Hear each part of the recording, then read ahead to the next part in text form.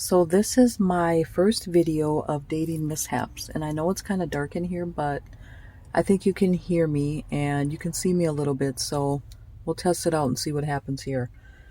So I just want to start recording these videos in the hopes that maybe someone else can learn something from maybe me sharing my story, okay? So I was dating a guy. Well, first of all, back up. A guy contacted me on Facebook dating, okay? And normally I don't like try and meet guys there. I really don't try and meet guys. I just figure if I run into somebody and it happens, then it happens. I really don't go seeking people out. Okay, so anyways, this guy contacts me on Facebook dating. And after like a week or two or however long we were messaging back and forth, he asked me if he could pick me up and we could like go hang out. So, I mean, he lives locally. He only lived like 15 minutes from me. So, I mean, I felt like I trusted him enough. And so I was like, okay, yes, fine. It was the middle of the day. He picks me up and we were like instantly attracted to each other, So, we hung out for like an hour or two. I don't know. We just like drove around, you talked, we got something to eat, whatever.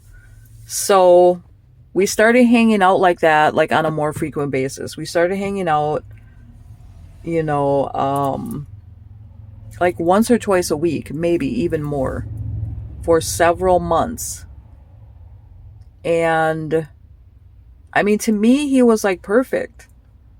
He was good looking. He had a house. He had a car. He owned a small business. And not only that, but he was a gentleman, a lot of times we would just literally hang out like friends. We started to build trust. We started to build a friendship. We would just do like just nothing that was even of any importance, but it was nice having like a companion, someone to hang out with. We'd like be at his house. We'd like order pizza, watch like a movie. We'd listen to music. We'd go over our different like music choices. And, we slowly just started to get to know each other a little bit better, He was affectionate. He was attentive. Like one day my car broke down at work. He came and like gave me a jump. Other times I needed him. He was always there. Like anytime we went out, he paid for everything. And it's not that I couldn't afford it. It's just he wanted to pay. And I would just, like I had a full-time job. It wasn't that I couldn't pay for anything. So, there would be times where I would go, I can just pay or whatever. And he'd be like, no, I'm going to pay. He introduced me to one of his friends.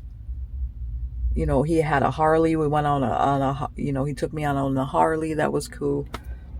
And then he did like things for people in the community. Like he helped people out in the community.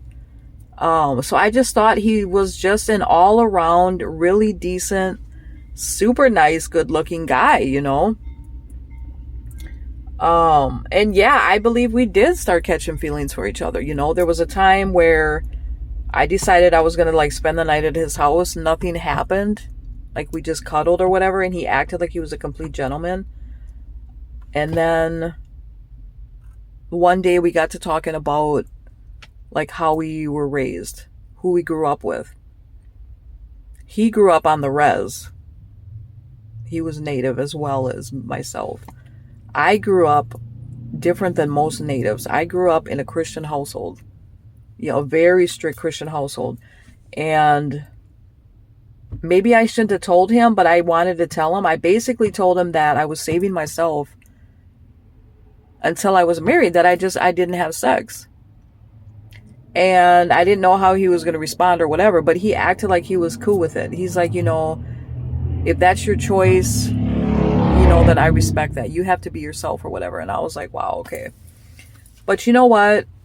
Shortly after I had told him that, maybe like a week later, or I don't remember exactly how long, but shortly after that, he completely changed. He started sending me inappropriate videos, sexual videos. He started sending me inappropriate texts. He started talking to me on the phone inappropriately, like conversations that, like, I can't even tell you. That's how bad it was.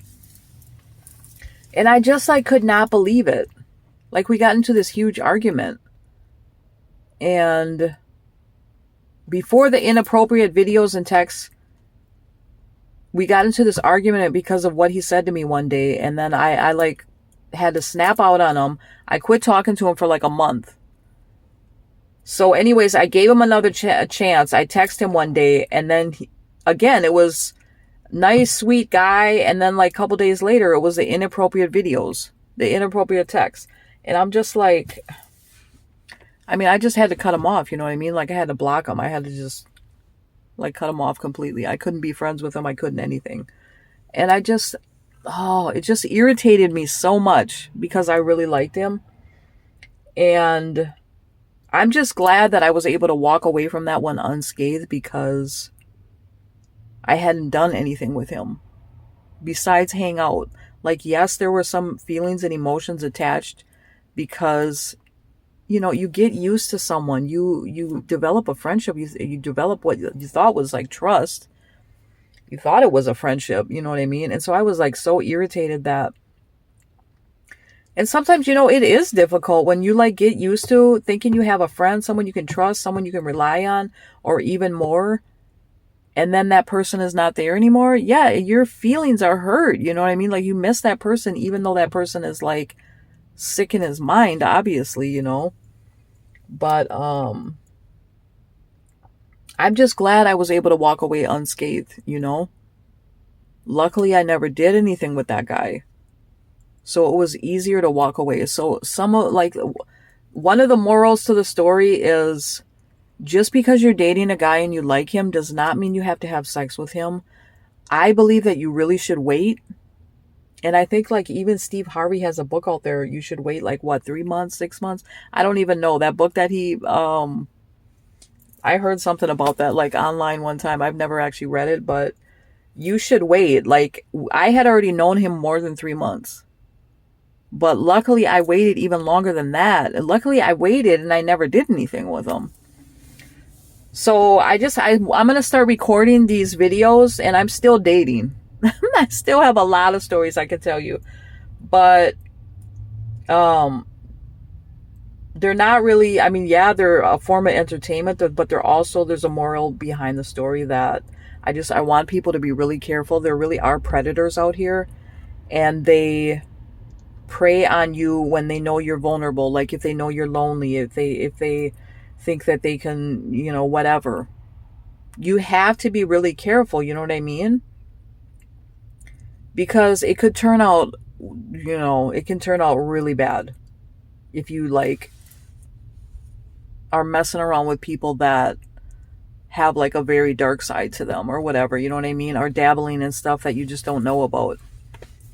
Or that are just like sick and just, you know, that just end up like acting like they're predators, you know what I mean? Like, to me, when someone sends sexual videos, it's just to seduce you. It's to seduce you into thinking that you want sex and that you need sex from that person. That's why they do it, I believe. You know, to like get some type of arousal out of you. That's why they do it. Because even after those texts, he would be like, oh, come over here right now. And I'd be like, what? So be very careful, ladies. You know, you might think it's cute. You might think it's whatever. You're lonely or whatever. You think that it's just him. That's his way of, you know, saying he wants you or something. No, it's actually very sick. You shouldn't have to be seduced to be with a man. If you really want to be with him, you would be with him. You shouldn't have to be seduced in that manner. So be very careful. So yeah, that's my video number 1. Stay tuned for video number 2. Deuces.